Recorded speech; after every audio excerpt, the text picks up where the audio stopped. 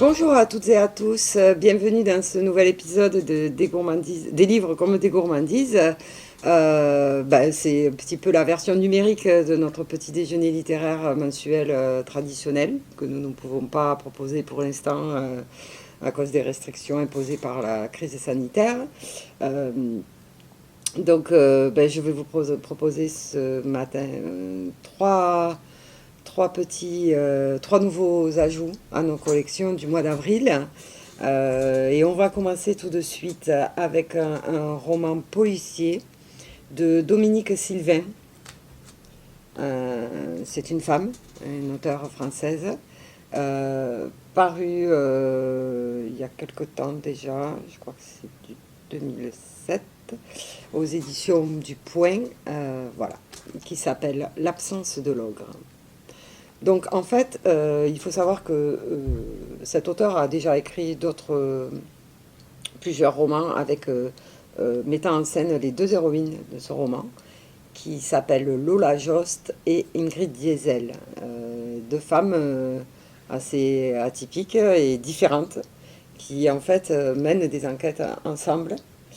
Lola Jost est une ex-commissaire à la retraite.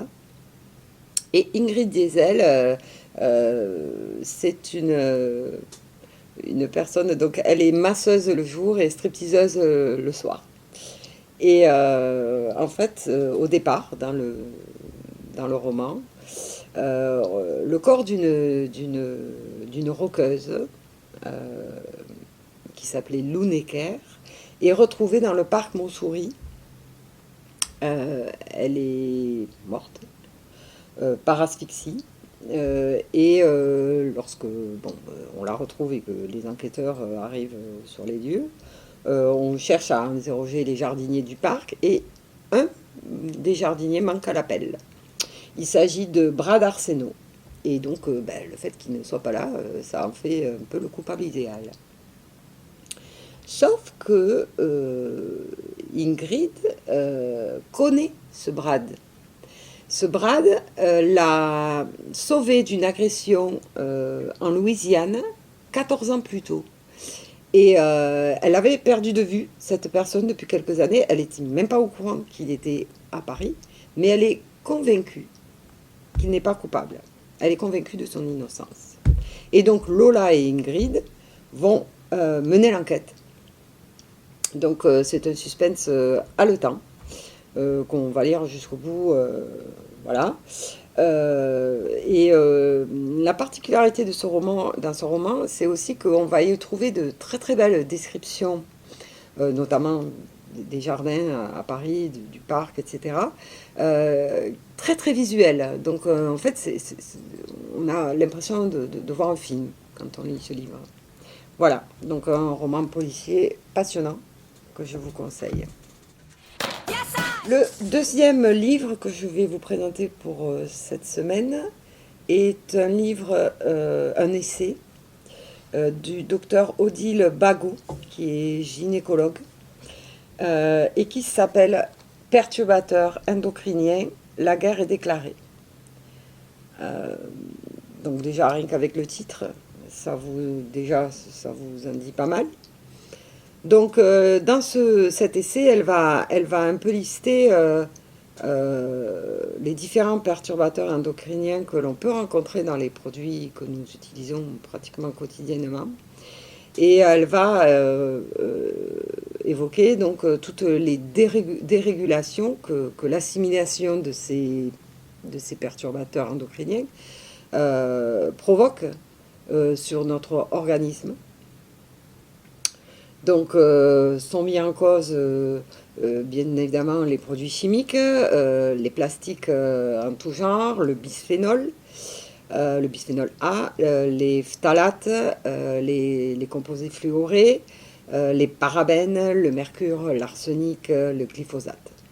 Donc, voilà, il y a une longue liste et elle va lister aussi un large éventail de pathologies provoquées par l'absorption régulière de ces perturbateurs, Des troubles de la fertilité, malformation des organes génitaux, les troubles neurologiques, du fonctionnement thyroïdien également, les risques cancérogènes, diabète, obésité, etc. Donc elle va faire un petit peu l'état des lieux, et puis ensuite elle va également proposer des petites synthèses qui permettent de mémoriser les perturbateurs endocriniens, savoir où on les trouve, et pour avoir une consommation saine et responsable. Voilà.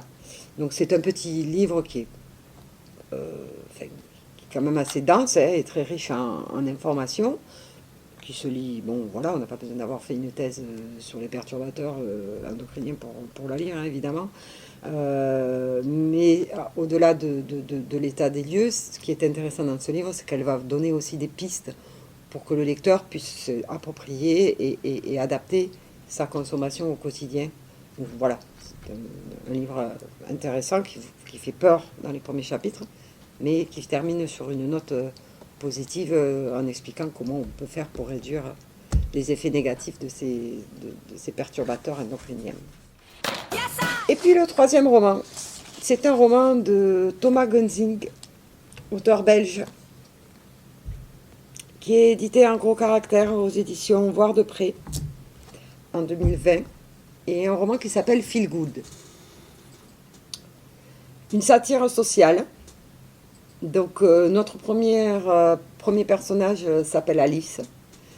Alice qui est née dans une famille modeste, qui a grandi dans une famille modeste, qui a une vie de nos jours modeste, qui vit avec son petit garçon Achille, qui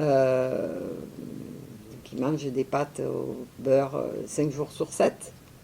Elle n'a pas de travail, elle vit quand même donc une vie de misère. Et elle a essayé plusieurs choses pour s'en sortir, hein.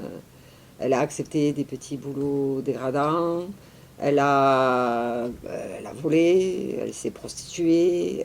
Et son nouveau projet pour sortir de la misère, c'est de kidnapper un bébé de riche et de demander une rançon. Et puis arrive le deuxième personnage, Tom. Alors lui, il a une vie moyenne, une enfance moyenne. Tout petit, il a été qualifié de débile. Donc voilà, il a suivi une scolarité moyenne. Ce qui ne l'empêche pas, l'a pas empêché de toujours espérer devenir auteur et remporter un prix littéraire, pas n'importe lequel, hein, le prix Goncourt. Mais voilà, il reste avec une vie moyenne, il écrit des livres moyens, et finalement, la misère s'accroche à lui également comme une sangsue. Une misère qui pue, qui fait honte. Et ces deux personnages, en fait, profondément attachants, profondément humains, vont finalement découvrir une lueur, une lumière dans cette nuit sombre de la misère. Et donc c'est un roman en fait qui n'est pas misérabiliste du tout, c'est un roman plein d'espoir, d'énergie, qui donne envie de se battre contre l'adversité de la vie, qui montre que voilà, il ne faut pas lâcher prise et que parfois, souvent, il y a une lumière au bout du tunnel. Voilà, donc un roman que je vous conseille fortement. C'est tout pour aujourd'hui. Donc je vous souhaite une bonne fin de journée et je vous dis à la semaine prochaine. Au revoir.